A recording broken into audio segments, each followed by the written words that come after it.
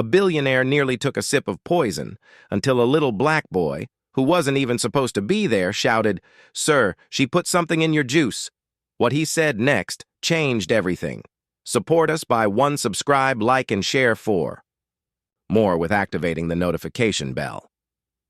At 6:45 a.m., billionaire real estate mogul Charles Langston sat on the sun-drenched patio of his sprawling Beverly Hills estate.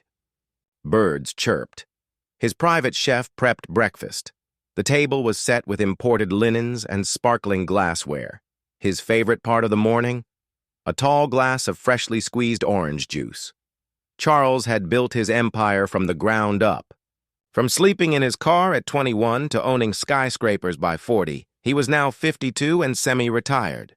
Trusted staff ran his estate, his driver, his chef, and his housekeeper, Maria, who had worked for him for nearly 10 years. But this morning wasn't like the others. As Maria placed the tray on the table, Charles barely looked up. He was distracted by a business article on his tablet. The juice glass clinked as she set it down, but something about the sound felt different, like hesitation. That's when it happened. From behind a column on the patio, a young voice called out, urgent, almost panicked. "Sir, she put something in your juice." Charles looked up, startled. A boy, maybe 7 or 8, stood barefoot in the garden. His clothes were wrinkled, and his dark eyes were wide with fear. No one recognized him. Maria's hand froze mid-air. Security immediately rushed forward, but Charles raised a hand. "Wait." He looked at the boy, then back at Maria. Her expression had changed, tight-lipped, eyes darting. Something wasn't right. Charles knelt near the boy, who now looked nervous. "What did you say, son?" The boy's voice trembled. "I saw her.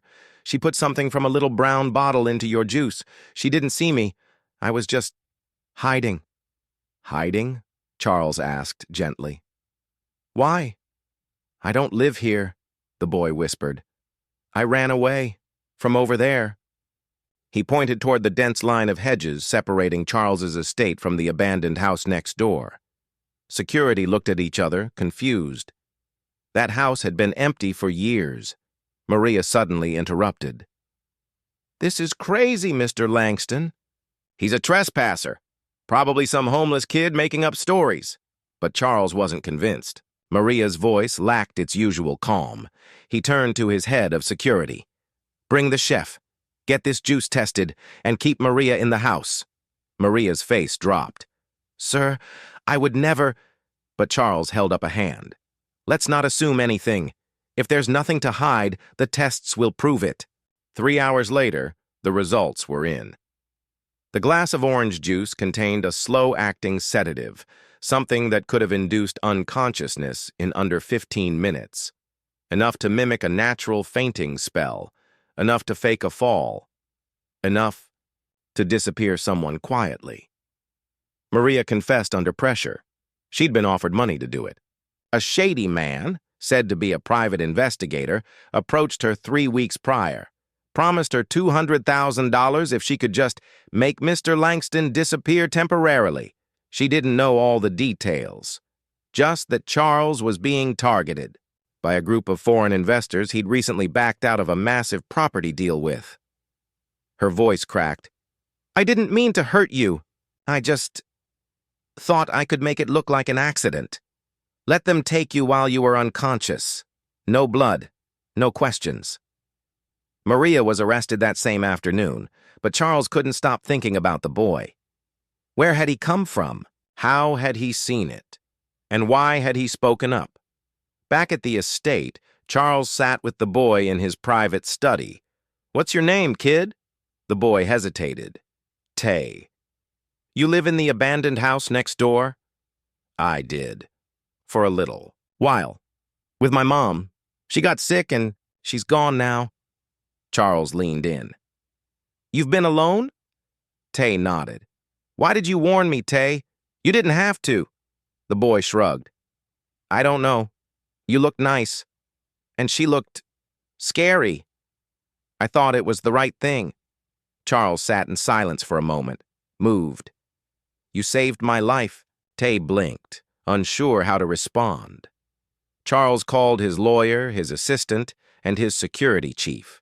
He told them everything, that Tay had been squatting next door, that he'd exposed a real threat, and that from now on, he wasn't going to be alone anymore.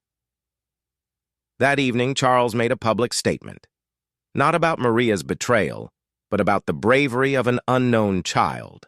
The press went wild. Boy saves billionaire from poison plot trended for days. But the best moment came a week later, when Charles walked Tay into his first day of private school in a tailored blazer, holding a new backpack. Months passed. The authorities uncovered the plot. 3 people tied to the foreign investors were arrested. The estate was outfitted with a new security system. Maria, though remorseful, was sentenced for attempted assault. But Charles didn't dwell on that. He focused on Tay. He enrolled him in school, got him counseling, and hired a full-time guardian. But most importantly, he gave the boy something money couldn't buy: a home. When the media asked Charles why he took the boy in, he said, "He saw the truth when no one else did. He saved my life when he owed me nothing. That's not just bravery. That's integrity, and I intend to repay that for the rest of his life." A year later, Charles adopted Tay legally. At the ceremony, when asked what he thought of Charles now, Tay smiled and said, "He was the richest man I'd ever seen. But now, he's just my dad." And in the crowd, everyone stood and clapped, not for the billionaire, but for the boy who changed both of their lives with just one sentence. "Sir, she put something in your juice."